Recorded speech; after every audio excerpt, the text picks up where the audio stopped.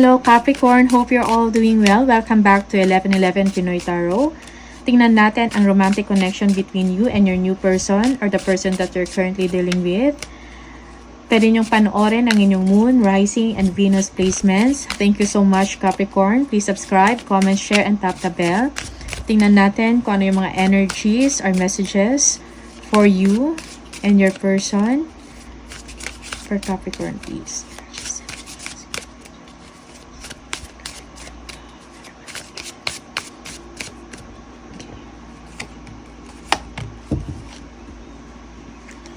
We have the broken mirrors, addictions, roller coaster, toxic connection. Energy number 2, rock bottom, karma, jail, or legal issues, life falling apart. Someone is losing hope because of his or her situation. Maybe black yung person ninyo, or you are black, Capricorn. You are in a toxic connection for some of you. Merong addiction involved. Okay, unhealthy behavior or relationship. Pop up, surprise visit, reaching out in person. Someone may visit you, Capricorn, and you will be surprised. Someone is going to give you a gift, okay, that will make you very happy. Someone is reaching out to say sorry or suyuin kayo, Capricorn. So these are the energies. Okay.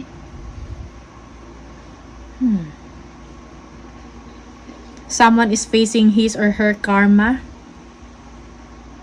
Let us see the messages from the tarot for Capricorn, please.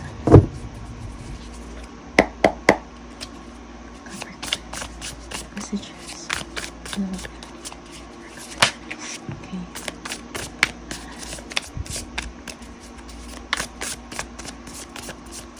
Capricorn.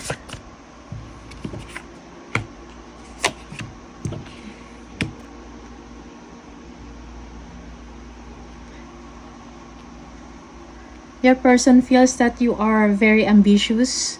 Okay. No matter what happens, i-chase ninyo yung pangarap ninyo.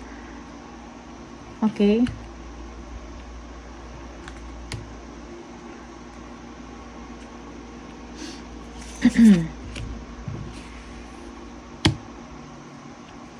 Yeah. Gusto ng person ninyo na mapagaan ang buhay ninyo. He or she knows. Maybe you are a breadwinner. Okay, marami kayong responsibilities and obligations. Okay. Your person is also busy at work. Same situation with you. Okay, but he or she wants to help you. Sa abot ng kanyang makakaya. Okay, he or she is a hardworking person. Okay. Your person feels that you are chasing your dreams. You are going after what you want, Capricorn. Meron kayong direksyon. Kahit ano pang mangyari, gagawa kayo ng paraan to improve your life. To improve your life situation. Okay? Yung person ninyo is medyo nahihirapan sa kanyang ginagawa ngayon. But he is almost there. Okay? Gumagawa siya ng mga paraan how to improve his life or her life as well. Nahirapan siya sa work, and maybe for some of you, you don't know about this because you're also busy para sa sarili mo. Okay?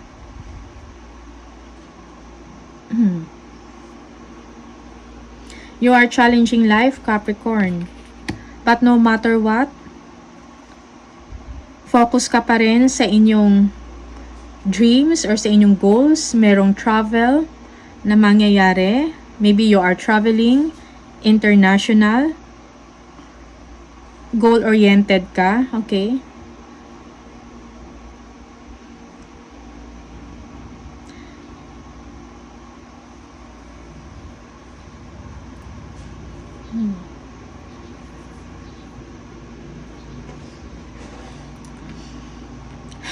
Parang gusto ng person ninyo makawala ngayon sa kanyang sitwasyon.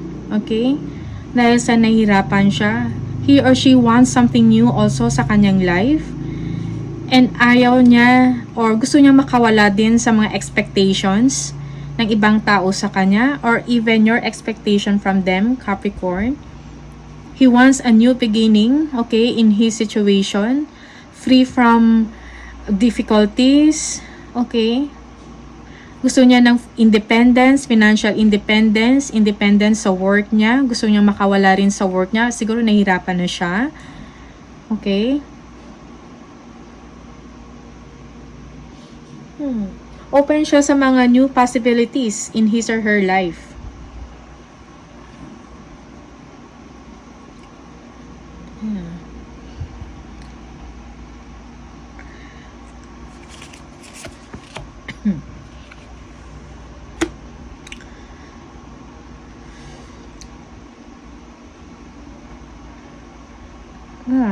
You feel also that your person is having a new direction. Okay? Parang merong bagong nangyayari din sa person ninyo, sa personality niya. Nasisense mo ito, Capricorn, na gusto niya rin makawala sa kanyang sitwasyon na nahihirapan siya.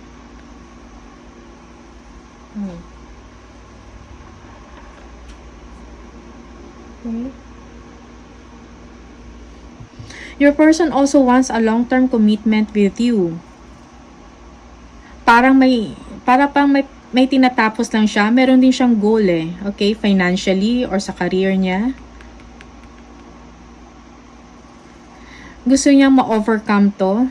Gusto niya na mag-succeed sa ginagawa niya.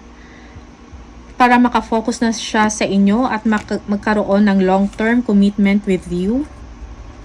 Okay?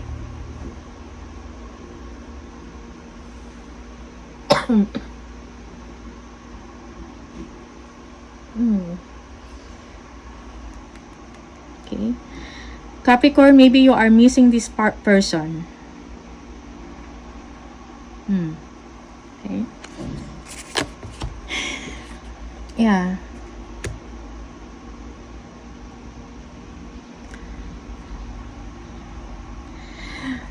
Gusto mo ilatag sa inyo ng person ninyo kung ano yung mga plans for your future para sa inyong dalawa. Exciting, something exciting na kung merong man mga challenges, okay, you will be able to talk about it and ma-overcome nyo yun. Yun ang gusto mo, Capricorn. Okay? Na para magkaroon ng something exciting or to look forward to in your relationship. Okay?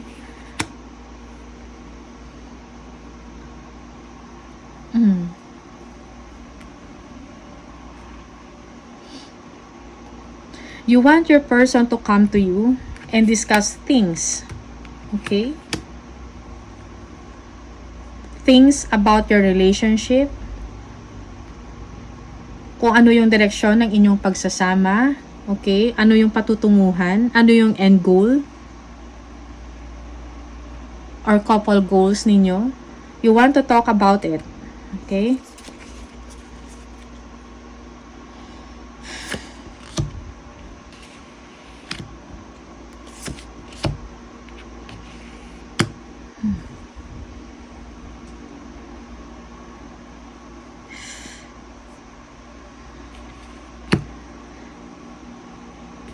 Someone feels na siya lang mag-isa, parang kailangan niya ng tulong financially.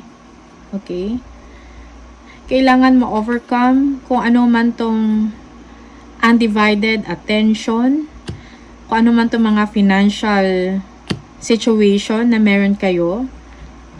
It needs to be talked about, needs to be discussed. Okay? Yeah. The help is there, pero parang hindi nag-open up yung isang person kung ano yung nararamdaman niya, kung anong nangyayari sa kanya. Okay? So, it needs to, kailangan siyang pag-usapan, maging transparent, para matingnan, malaman kung ano yung solusyon sa problema, paano kayo makamove forward, kayong dalawa, Capricorn. Okay?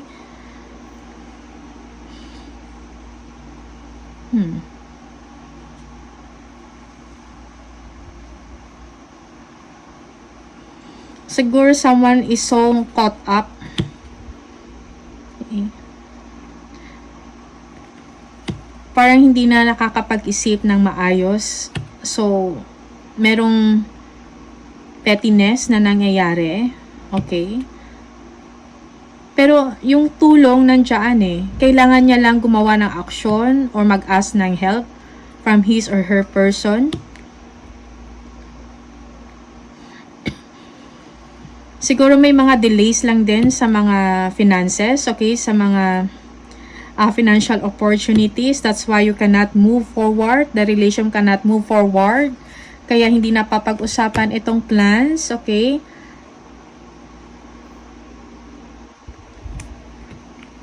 You need things to lighten up. That's what you want, Capricorn, from your person.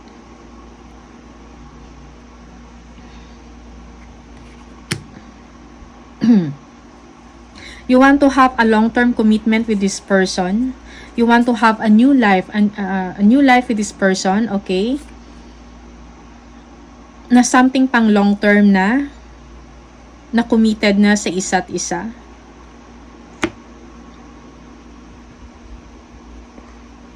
But financial delays, and then merong nalulungkot na hindi alam ng isa na kailangan pag-usapan na i-discuss. Kailangan ninyo mag-usap, magkita, okay? And to talk things out. Discuss about the situation, i-revive uli, like ano yung mga pangarap ninyo noon. Back to basic, okay? Parang kailangan pag-usapan. Kailangan i-rekindle, okay? Ang inyong relationship, okay? Pag napag-usapan yun, merong pagbabago, okay? A new exciting moment or feelings para sa inyong dalawa.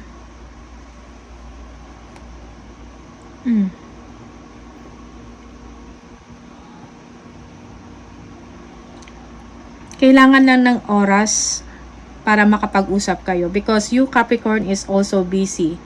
You are determined to succeed in your life. Mga goals mo. You have ambition, okay?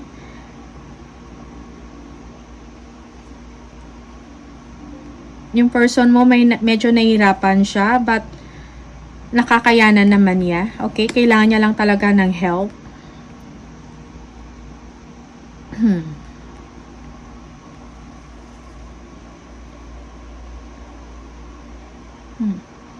See? Tingnan natin kung ano pa yung mga messages for Capricorn. Too much.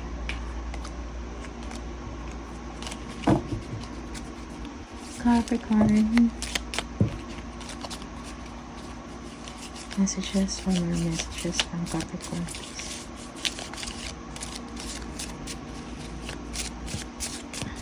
Capricorn. Sacred union. Honor and treasure your relationship, for it is truly sacred. Okay.